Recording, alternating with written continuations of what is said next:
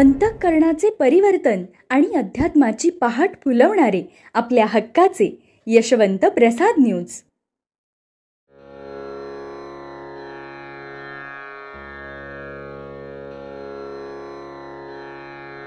पुंडलिक वरदा हरी विठ्ठल श्री ज्ञानदेव तुकाराम पंढरीनाथ भगवान की जय.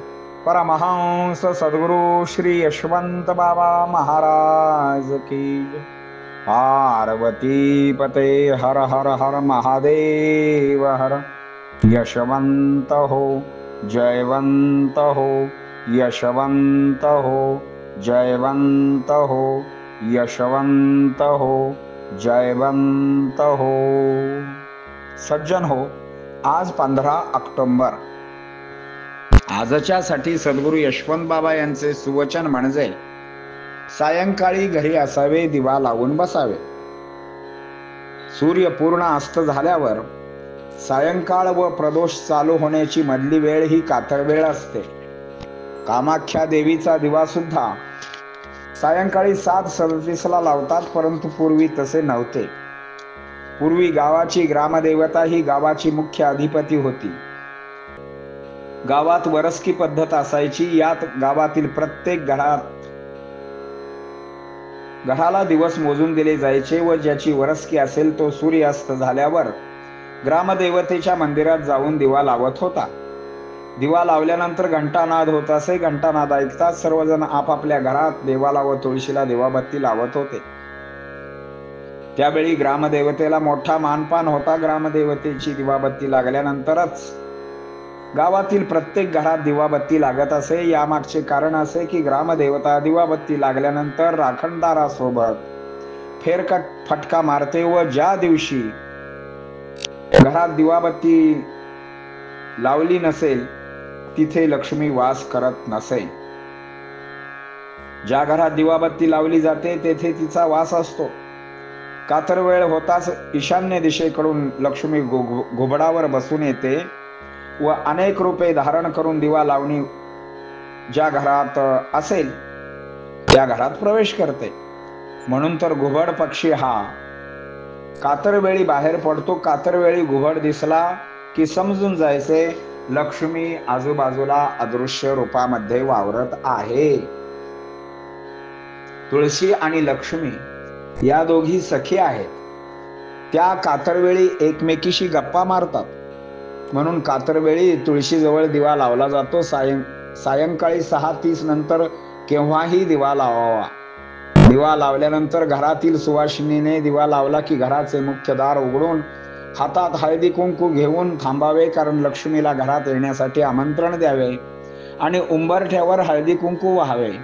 देवाजवळ आणि तुळशीजवळ दिवा लावून देव आणि दिवा यांना नमस्कार करावा. संधिकाल हा वाईट शक्तीच्या आगमनाचा काळ असल्याने त्यांच्यापासून रक्षण होण्यासाठी या काळात देवाजवळ तसेच अंगणातील तुळशी, वृंदावनातील किंवा घरात कुंडीत लावलेल्या तुळशीजवळ तिळाच्या तेलाचा दिवा लावावा.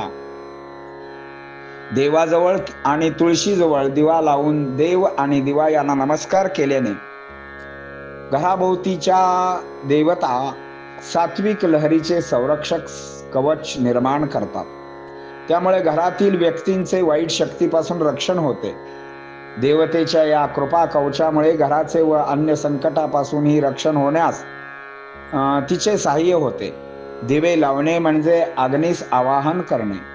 सूर्य मावळल्यानंतर वातावरणातील प्रकाश व ऊर्जा दोन्ही कमी होते. त्यामुळे जे जीव जंतू सूर्यप्रकाशात टिकू शकत नाहीत असे जीव वातावरणात लगेच पसरतात आणि असे जीव हे अतिसूक्ष्म असल्याने शरीरावरील जी रंध्रे असतात त्यामध्ये मोठ्या प्रमाणात त्यांचा प्रवेश होतो आणि स्वास्थ्य बिघडू शकते. वातावरणात सूक्ष्म जीव असतात, त्यांना आळा घालण्यासाठी ऊर्जेची आवश्यकता असते. सूर्य मावळल्यानंतर ती ऊर्जा सर्वत्र दिवे लावून मिळवता येते, म्हणून दिवे लावावे. तसेच प्रकाशाची ही कमतरता भरून निघते. संध्या करावी आणि देवाजवळ दिवा लावावा. याच वेळी अंगणात तुळशीजवळही दिवा लावावा. देवाजवळ लावलेला दिवा 24 घंटे तेवत असायला हवा. सायंकाळी दिव्याच्या वातीवर आलेली काजळी काढावी. सध्या बहुतेक जणांच्या घरात 24 घंटे दिवा तेवत ठेवलेला नसतो. त्यामुळे त्यांनी सायंकाळ झाल्यानंतर तरी देवाजवळ दिवा लावावा. तुळशीजवळ दिवा लावल्याने घराभोवती देवतांचे सात्विक लहरीचे संरक्षक कवच निर्माण होणे आणि त्यावेळी वातावरणातील वाईट शक्तीचा त्रास होऊ नये म्हणून घरी थांबणे. तिन्ही सांजेला म्हणजे दिवे लागणीच्या वेळेला देवाजवळ आणि तुळशीजवळ दिवा लावल्याने घराभोवती देवतांच्या सात्विक लहरीचे संरक्षक कवच निर्माण होते. त्यामुळे घरातील व्यक्तीचे वातावरणातील वाईट शक्तीच्या संचारामुळे शक्यतो नुकसान होत नाही. दिवे लागणीच्या वेळेपूर्वी घरी यावे किंवा दिवे लागणीनंतर घरातून बाहेर पडू नये. बऱ्याचदा वाईट शक्तीचा त्रास हा तिन्ही सांजेच्या वेळेला सर्वात जास्त प्रमाणात होतो. अघोरी विद्येचे उपासक तिन्ही सांजेच्या वेळेला वातावरणाच्या कक्षेत प्रवेश करणाऱ्या वाईट शक्तींना नियंत्रणात घेऊन त्यांच्याकडून वाईट कृत्ये करून घेतात.